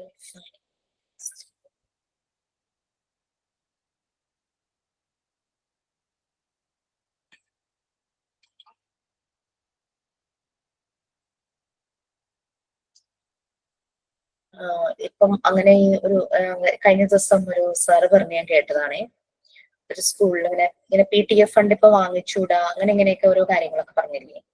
അപ്പൊ സ്കൂളിൽ എന്തെങ്കിലും ഒരു പ്രോഗ്രാം നടത്തേണ്ട വരുമ്പോ, ആനുവൽ ഡേ നടത്തേണ്ടി വരുമ്പോ, ഗവൺമെന്റ് സ്കൂളുകളുടെ കേസ് ആകുമ്പോൾ ശരിക്കും പറഞ്ഞു കഴിഞ്ഞാൽ അവർക്ക് ഫണ്ടില്ല, പക്ഷെ ആനുവൽ ഡേ നടത്തുകയും വേണമല്ലോ. അപ്പൊ അങ്ങനെയൊക്കെ വരുമ്പോഴേക്കും ചിലപ്പോൾ ഓൾഡ് സ്റ്റുഡൻസിന്റെ അവര് പലതും സ്പോൺസർ ചെയ്യുന്നു. മൈക്ക് ഒരാൾ സ്പോൺസർ ചെയ്യുന്നു, സ്റ്റേജിന് വേണ്ടുന്ന കാര്യങ്ങൾ ഒരാൾ സ്പോൺസർ ചെയ്യുന്നു, കുട്ടികൾക്ക് വേണ്ടുന്ന ആ ഒരു പ്രൈസ് അതൊരാൾ സ്പോൺസർ ചെയ്യുന്നു. അങ്ങനെയൊക്കെ നടക്കാറുണ്ട്. പിന്നെ ചില സ്കൂളുകൾ ചെയ്യുന്ന പരിപാടിയാണ് ബിരിയാണി ചലഞ്ച്, പായസം ചലഞ്ച് എന്നൊക്കെ പറഞ്ഞ് നടത്തും. ഡയറക്ട്ലി അവർക്ക് ഫണ്ട് കളക്ട് ചെയ്യാൻ പറ്റാതെ വരുമ്പോൾ ഈ രീതിയിലുള്ള ചില മെത്തേഡ്സ് അവരങ്ങ് അഡോപ്റ്റ് ചെയ്യും. അപ്പോൾ നല്ലൊരു ഫണ്ട് അവരുടെ കയ്യിൽ കിട്ടും. ഓക്കെ, അങ്ങനെയൊക്കെ ചെയ്യാറുണ്ട്. ഓരോ കാര്യങ്ങൾ വരുമ്പോൾ ആ ബഡ്ജറ്റ് ഒന്ന് പ്ലാൻ ചെയ്യാൻ വേണ്ടിയിട്ട് ഇങ്ങനെയുള്ള കാര്യങ്ങൾ. പിന്നെ വീടില്ലാത്ത കുട്ടിക്ക് വീട് വെച്ച് കൊടുക്കാൻ ആ സ്കൂളിലുള്ളവരെല്ലാരും കൂടെ ശ്രമിച്ച് അങ്ങനെ പല രീതിയിലും പല ഒരു ഫിനാൻഷ്യൽ ഒരു അറേഞ്ച്മെന്റ്സ് ഒക്കെ സ്കൂളുകളിൽ നടക്കാറുണ്ടല്ലേ. പിന്നെ എന്തെങ്കിലും അസുഖം വരുമ്പോ അല്ലെങ്കിൽ ഏതെങ്കിലും കുട്ടിയുടെ പാരന്റിനാണ് അസുഖമെങ്കിൽ അങ്ങനെയും പല പല കാര്യങ്ങളും നടക്കാറുണ്ട്. അങ്ങനെ നെസസറി ആയിട്ട് വരുന്ന കാര്യങ്ങൾക്ക് ഫണ്ട് കണ്ടെത്തുക എന്നുള്ളതും കൂടിയുണ്ട് ഈ ഒരു ബഡ്ജറ്റിൽ. ഓക്കെ, സോ എന്തെങ്കിലും ആഡ് ചെയ്യാനായിട്ടുണ്ടോ നിങ്ങൾക്ക്? യെസ്,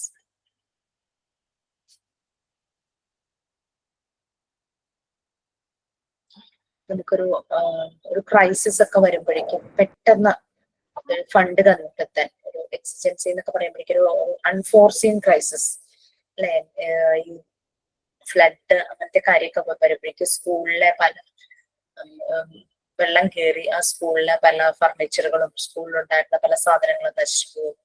വീണ്ടും അതെല്ലാം ശരിയാക്കാനായിട്ട് സോഴ്സസ് നമ്മൾ കണ്ടെത്തേണ്ടതായിട്ട് വരും. അങ്ങനെ ഒരു സഡൻ അൺഫോർസീൻ ഒരു ക്രൈസിസ് ഒക്കെ വരുമ്പോൾ, അതായത് എന്തെങ്കിലും ഒരു അപകടം, ഒരു ഡിസാസ്റ്ററിലൂടെയോ അങ്ങനെ എന്തെങ്കിലും ഒരു അപകടങ്ങളിലൊക്കെയൊക്കെ കൂടെ വരുന്നതാണ് എക്സിജൻസി എന്ന് പറയുന്നത്. ഒരു എമർജൻസി അങ്ങനെയൊക്കെ വരുമ്പോൾ ഇങ്ങനെ നമുക്ക് ഫണ്ട് കണ്ടെത്താം, സോഴ്സസ് കണ്ടെത്താം. ചിലപ്പോൾ ഭയങ്കരമായിട്ടുള്ള എക്സ്പെൻഡിച്ചർ വരുമ്പോൾ ആ ഒരു സമയത്ത് നമ്മൾ വിചാരിക്കാത്ത സമയത്ത് ഉണ്ടാകുന്ന എക്സ്പെൻഡിച്ചർ അല്ലെങ്കിൽ നഷ്ടങ്ങൾ ഇതൊക്കെ വരുമ്പോഴേക്കും അങ്ങനെയുള്ള രീതിയിലൊക്കെ കണ്ടെത്താനായിട്ട് കഴിയും. സ്പോൺസർഷിപ്പ് അങ്ങനെയുള്ള കാര്യങ്ങളൊക്കെ നോക്കാനായിട്ട് പറ്റും. ഓക്കെ,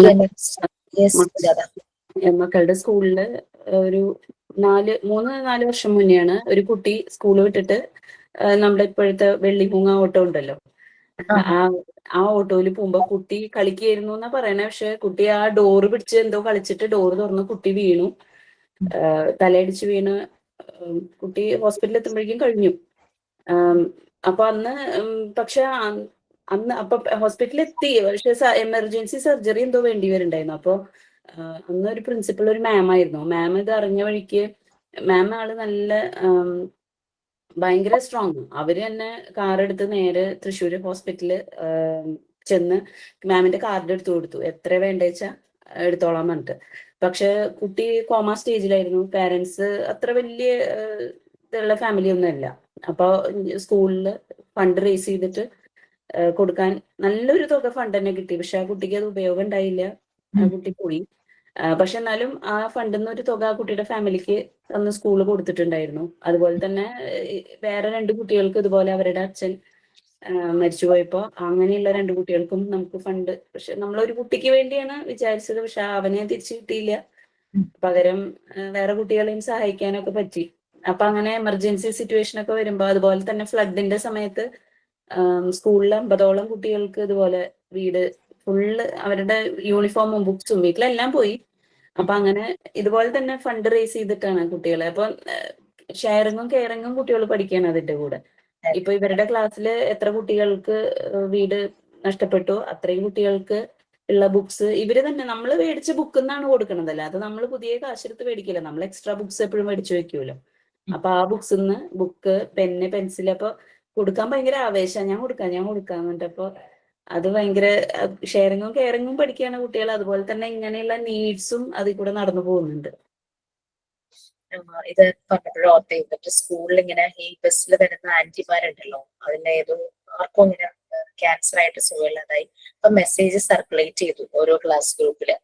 അപ്പോ ഞാൻ എന്റെ മോനോട് ചോദിച്ചു, മോൻ മാത്രമേ ഉള്ളൂ, മോള് ഹോസ്റ്റലിലാണല്ലോ, മോനോട് ചോദിച്ചു ഇങ്ങനെ ആന്റിക്ക് ഇങ്ങനെ സുഖമില്ല, അപ്പൊ എത്ര രൂപ കൊടുക്കണം എന്ന് വെച്ചിട്ടുണ്ടെങ്കിൽ അത് അവൻ നമ്മളുടെ നിന്ന് വാങ്ങില്ല, അവർക്ക് കിട്ടിയ പോക്കറ്റ് മണിന്ന് എടുത്തോണ്ട് വരും.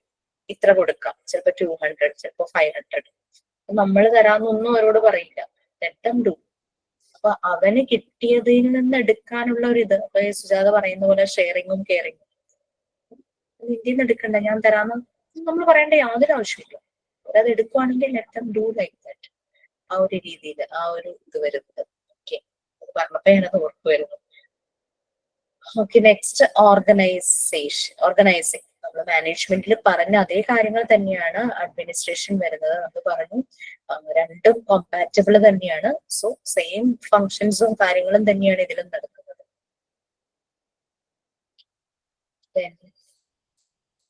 ഓർഗനൈസേഷൻ 2 മെയിൻ ആസ്പെക്ട്സിലാണ് ഫോക്കസ് ചെയ്യുന്നത്.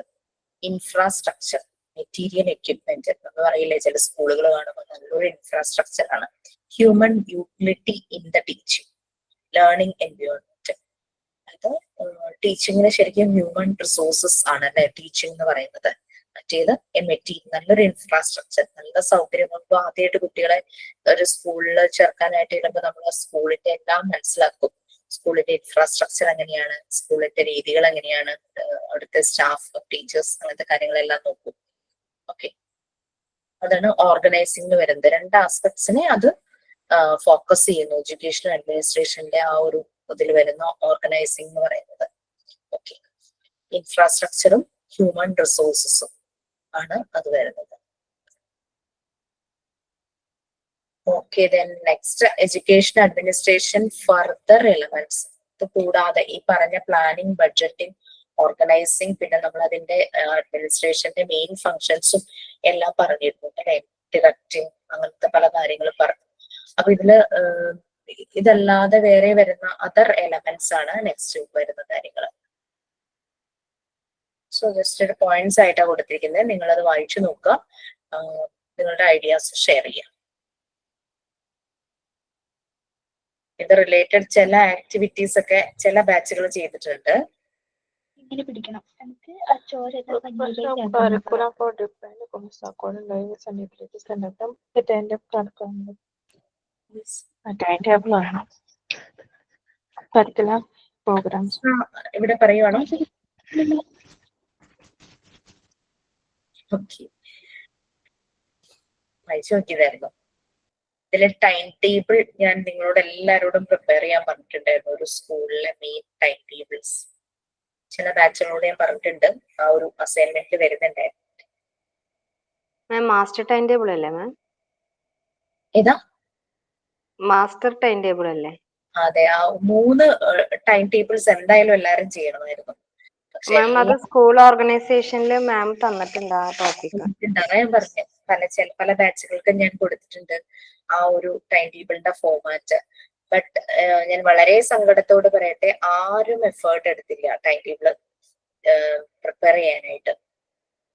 ഭയങ്കര ഡൗട്ട്സ്. എനിക്ക് ഒട്ടും ഡൈജസ്റ്റ് ചെയ്തില്ലാത്തൊരു കാര്യം ഞാൻ ചെയ്യുകയും ചെയ്തു.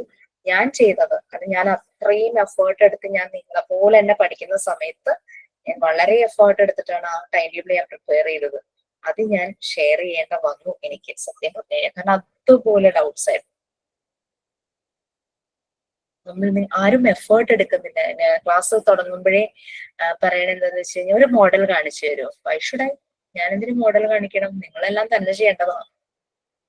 ബട്ട് എനിക്ക് ചെയ്യേണ്ട വന്നു. ഇപ്പൊ വന്നിരിക്കുന്ന പുതിയ ബാച്ചിനോട് ഞാൻ പറഞ്ഞു, ഒരു മോഡൽ കാണിച്ചു തരാമെന്ന് ചോദിച്ചു.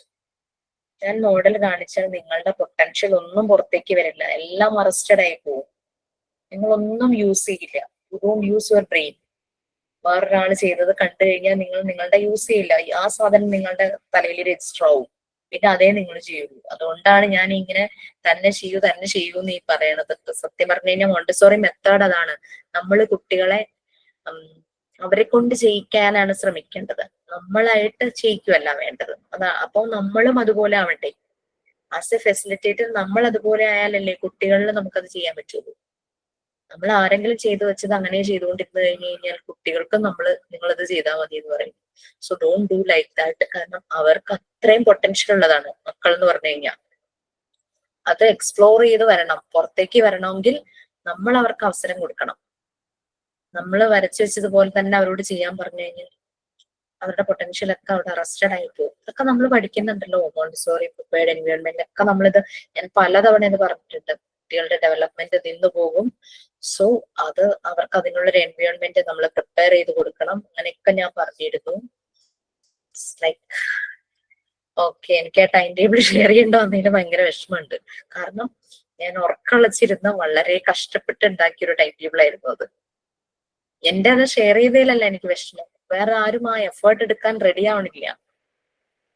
തന്നെ ഒന്ന് ചെയ്ത് നോക്കാം എന്നുള്ള ആ ഒരു റെഡിനെസ് കാണിക്കുന്നില്ല. ഭയങ്കര ഡൗട്ട്. എന്തിന്? നിങ്ങളുടെ റൊട്ടീൻ ടൈം ടേബിൾ ഒന്ന് എഴുതാനായിട്ട് പറഞ്ഞപ്പോ അതും ഡൗട്ടാ. അതായത് നിങ്ങൾ രാവിലെ എണീറ്റ് ഉറങ്ങണ വരെ എന്ത് ചെയ്യുന്നു എന്നുള്ളത്, അതും ഞാൻ മോഡൽ തരണം എന്ന് പറഞ്ഞു കഴിഞ്ഞാല് അത് എനിക്ക് വളരെ എന്താ പറയാ, അതുവരെ എന്നോട് ചോദിച്ചു. അതെങ്ങനെയാ ഞാൻ പറഞ്ഞിരുന്നേ?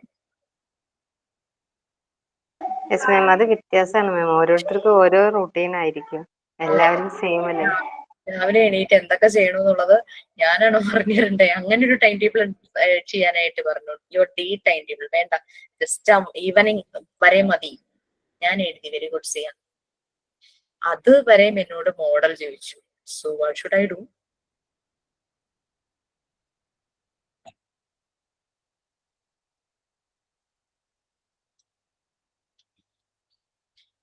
നമ്മുടെ ബാച്ചുകളിലെ കുറെ ടീച്ചർമാരുണ്ട്.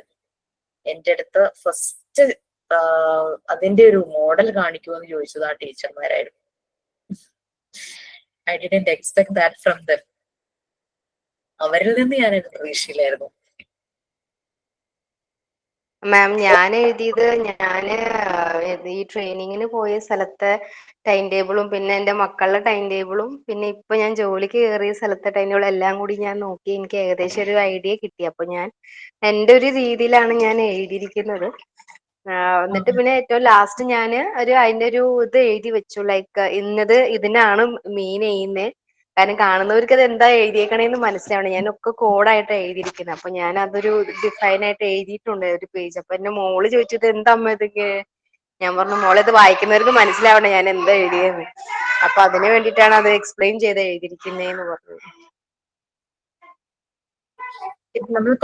നമ്മൾ തന്നെ ചെയ്താലേ നമുക്ക്, കാരണം ശരിക്കും നമ്മൾ ഈ തന്നെ ചെയ്യുന്ന ഈ ഒരു 1 year ഉണ്ടല്ലോ, ഇത് നമ്മളുടെ ഒരു മൈൽ സ്റ്റോണാണ്.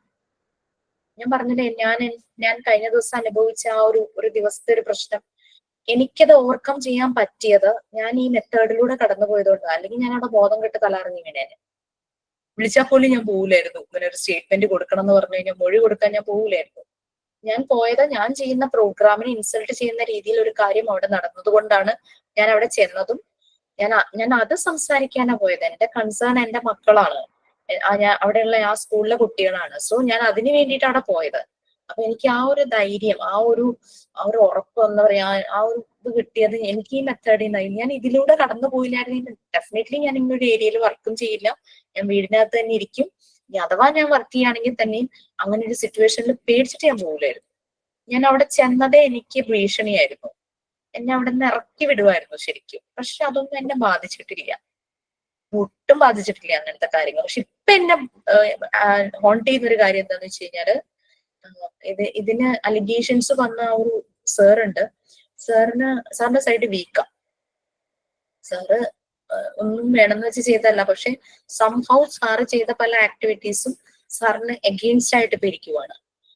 അങ്ങനെ വന്നപ്പോ സാറിന് ഒരു പിടിവള്ളി എന്ന് പറയുന്നത് ഞാൻ ഈ ചെയ്യുന്ന ഈ പ്രോഗ്രാമാണ്. അപ്പൊ ഇത് വെച്ചിട്ട് സാറ് പല രീതിയിലും റിപ്പോർട്ട് റെഡിയാക്കാനായിട്ട് എന്നെ അപ്രോച്ച് ചെയ്തു. ഞാൻ സാറിനോട് പറഞ്ഞു, എനിക്ക് ഞാൻ ചെയ്ത പ്രോഗ്രാമിന്റെ റിപ്പോർട്ടേ ഉണ്ടാക്കുള്ളൂ. സാർ എന്ത് ചെയ്തു സ്കൂളിൽ നിന്നുള്ള റിപ്പോർട്ട് ഞാൻ ഒരിക്കലും ഉണ്ടാക്കില്ല. ഞാൻ സാറിനോട് പറഞ്ഞു, സാർ ഞാൻ നല്ല തിരക്കാണ്, ഞാനൊരു കോഴ്സ് പഠിപ്പിക്കുന്നുണ്ട്, അവരുടെ ക്വസ്റ്റ്യൻ പേപ്പേഴ്സ് സെറ്റ് ചെയ്യുന്ന തിരക്കിലാണ്. സോ എനിക്ക് അത് ബുദ്ധിമുട്ടാണെന്ന്, ഇപ്പൊ എനിക്കത് ചെയ്യാൻ ബുദ്ധിമുട്ടാണ്.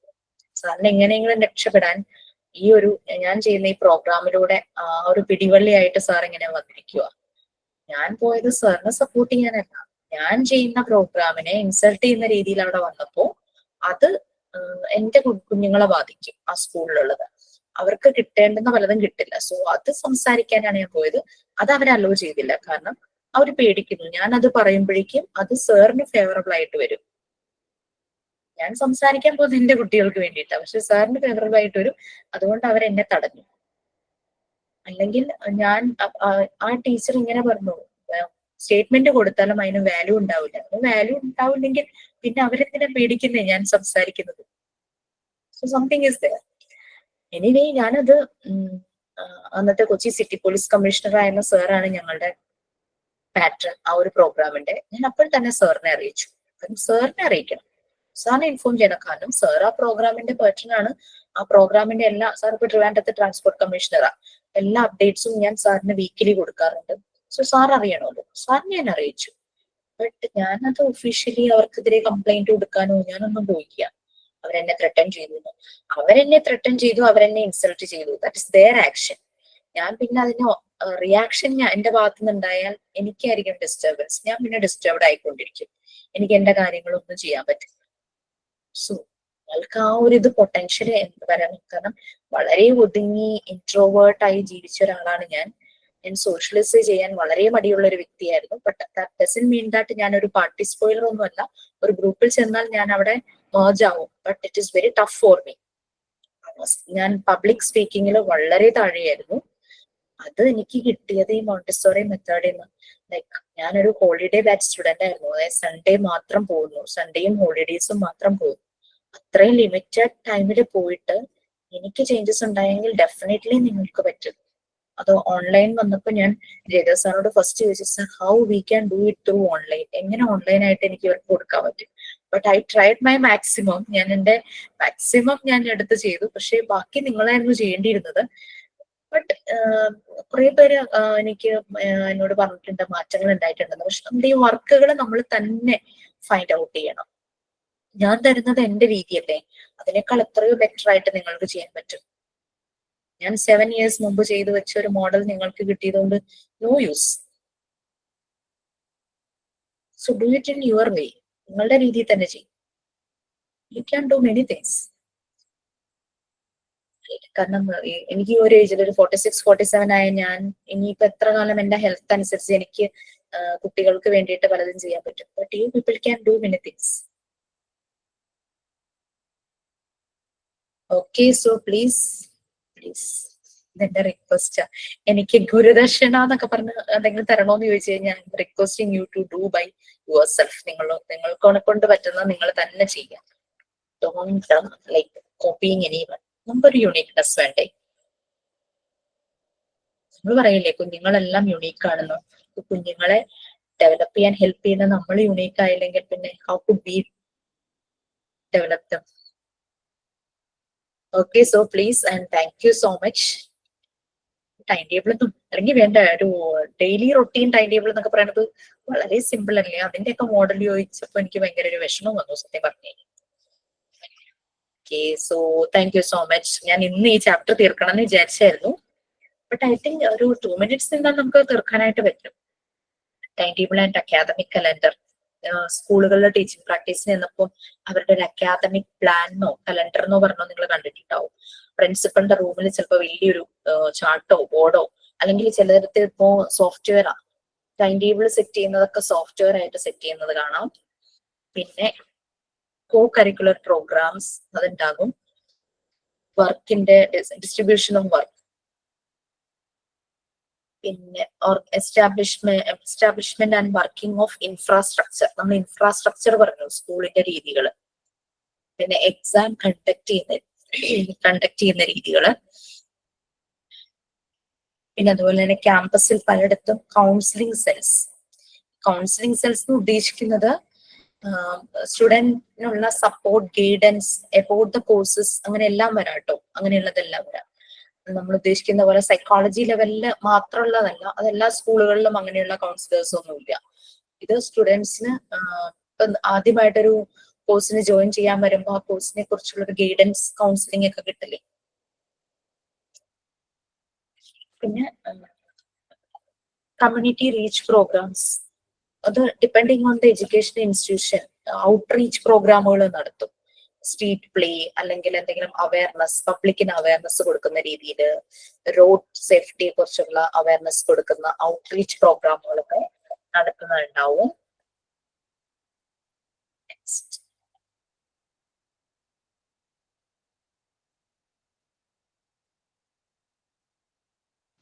ഇവിടെ കൺക്ലൂഷന്റെ സ്പെല്ലിംഗ് തെറ്റാണ് കേട്ടോ, അതൊന്ന് കറക്റ്റ് ചെയ്തോളൂ. Okay, provision of auxiliary services like mid day meals. സ്കൂളുകളിൽ നൂൺ മീൽസ് ഒക്കെ അവൈലബിൾ അല്ലേ. പിന്നെ സ്കൂൾ യൂണിഫോംസ് പ്രൊവൈഡ് ചെയ്യാറുണ്ട്. പിന്നെ ബുക്സ്, പിന്നെ പീരിയോഡിക്കലി മെഡിക്കൽ ചെക്കപ്സ് ചില സ്കൂളുകളിൽ നടത്തും. ഐ ചെക്കപ്പ് അങ്ങനെയൊക്കെ വരാറുണ്ടല്ലോ. പിന്നെ ഹൈറ്റ്, വെയിറ്റ്, ഇങ്ങനെയുള്ള കാര്യങ്ങളും അങ്ങനെ ഒരു രജിസ്റ്റർ ഒക്കെ ഫോം ചെയ്യാറുണ്ട്, ഹെൽത്ത് ചാർട്ട് എന്നൊക്കെ പറഞ്ഞിട്ട്. ദെൻ ഇത് കൺക്ലൂഡ് ചെയ്തിരിക്കുന്നതാണ്. നമുക്ക് ഇത്രയും ഒന്നും പറഞ്ഞാൽ പോരാ. ശരിക്കും പറഞ്ഞു കഴിഞ്ഞാൽ എഡ്യൂക്കേഷണൽ അഡ്മിനിസ്ട്രേഷൻ എന്ന് പറയുന്നത് ഒരു വാസ്റ്റ് ഏരിയ തന്നെയാണ്. നമ്മൾ പലതും പറഞ്ഞു, പ്ലാനിങ്, എക്സിക്യൂഷൻ, അതുപോലെ തന്നെ ബഡ്ജറ്റിംഗ്, പിന്നെ ഡയറക്ഷൻ, എക്സ്പ്ലോർ ചെയ്യുക, അങ്ങനെ പല കാര്യങ്ങളും നമ്മൾ പറഞ്ഞിരുന്നു എഡ്യൂക്കേഷണൽ അഡ്മിനിസ്ട്രേഷനില്. ഓക്കെ, എന്താ പറയാ, നമ്മളൊരു നക്ഷലി പറഞ്ഞാൽ എഫക്റ്റീവ് ആയിട്ടും എഫിഷ്യന്റ്ലി ആയിട്ടും സിസ്റ്റമാറ്റിക് ആയിട്ട് ഒരു ഡെഫിനിറ്റ് പർപ്പസ് അല്ലെങ്കിൽ ഒരു ഗോളിലേക്ക് ഒരു ഇൻസ്റ്റിറ്റ്യൂഷനെ എത്തിക്കുക എന്നുള്ളതാണ് എഡ്യൂക്കേഷണൽ അഡ്മിനിസ്ട്രേഷന്റെ ഒരു ഇമ്പോർട്ടൻറ്റ് എന്ന് പറയുന്നത്. അവര് യൂസ് ചെയ്യുന്ന ടൂള് അങ്ങനെ ആയിരിക്കണം. പിന്നെ കാലഹരണപ്പെട്ട സംഭവങ്ങളൊന്നും ഉപയോഗിക്കാതെ, പഴയതൊന്നും മെത്തേഡൊന്നും ഫോളോ ചെയ്യാതെ പുതിയ പുതിയ കാര്യങ്ങൾ, പുതിയ പുതിയ മെഷർമെന്റ്സ്, പ്രാക്ടിക്കൽ മെഷേഴ്സ് എല്ലാം അഡോപ്റ്റ് ചെയ്യുക, ഫോളോ ചെയ്യുക, അപ്ഡേറ്റഡ് ആയിക്കൊണ്ടിരിക്കുക. എന്ന് വെച്ചാൽ ആ എഫിഷ്യൻസി കൂട്ടാൻ വേണ്ടിയിട്ട്. അങ്ങനെ ആകുമ്പോൾ വർക്കേഴ്സിന്, അത് ഏത് സ്റ്റാഫിന് തന്നെയാണെങ്കിലും അവരുടെ ജോലി കൂടുതൽ എഫിഷ്യന്റ് ആകും, അവർക്ക് എളുപ്പമായിരിക്കും, അവർക്ക് സ്ട്രെസ് കുറയും, അങ്ങനെയുള്ള എല്ലാ കാര്യങ്ങളും. ഓക്കെ, മെയിൻ സ്റ്റേക്ക് ഹോൾഡേഴ്സ് എന്ന് പറഞ്ഞു കഴിഞ്ഞാൽ ലേണേഴ്സ് ആണ് അല്ലെ, സ്റ്റുഡൻസ്. ആ ഒരു എഡ്യൂക്കേഷണൽ സിസ്റ്റത്തിൽ കുറെ സ്റ്റേക്ക് ഹോൾഡേഴ്സ് ഉണ്ട്. പാരന്റ്സ്, ടീച്ചേഴ്സ്, അതർ സ്റ്റാഫ്സ്, സൊസൈറ്റിയിലുള്ള ആളുകള്, ഇതുമായിട്ട് കണക്ട് ചെയ്യുന്ന മറ്റാളുകൾ ഒക്കെ. മെയിൻ സ്റ്റേക്ക് ഹോൾഡേഴ്സ് എന്ന് പറഞ്ഞു കഴിഞ്ഞാൽ അവിടുത്തെ ലേണേഴ്സ് ആണ്, സ്റ്റുഡൻസ് ആണ്. അവരെ ഫോക്കസ് ചെയ്യുക, അവരുടെ ഗോള് അച്ചീവ് ചെയ്യാനായിട്ട് അവരെ പ്രിപ്പയർ ചെയ്യുക, അവരെ സപ്പോർട്ട് ചെയ്യുക. ഇതൊക്കെയാണ് എഡ്യൂക്കേഷൻ അഡ്മിനിസ്ട്രേഷൻ വരുന്നത്. അപ്പൊ നമ്മൾ യൂണിറ്റ് 1 തീർത്തിട്ടുണ്ട്. സോ നെക്സ്റ്റ് ക്ലാസ്സിൽ we can just here like 3 പേര് നമ്മൾക്ക് വേണ്ടിയിട്ട് മാനേജ്മെന്റിന്റെ കുറച്ച് കാര്യങ്ങൾ പറഞ്ഞു തരും. സോ നമുക്ക് വൈൻഡപ്പ് ചെയ്യാം. So thank you so much. Thank you, ma'am. Thank you, ma'am. ഞാൻ എന്റെ ക്വസ്റ്റ്യൻസ് പതുക്കെ തരുള്ളൂ കേട്ടോ, കാരണം എന്റെ ക്വസ്റ്റ്യൻ പേപ്പർ പ്രിപ്പറേഷൻ പാതി വഴി നിൽക്കും.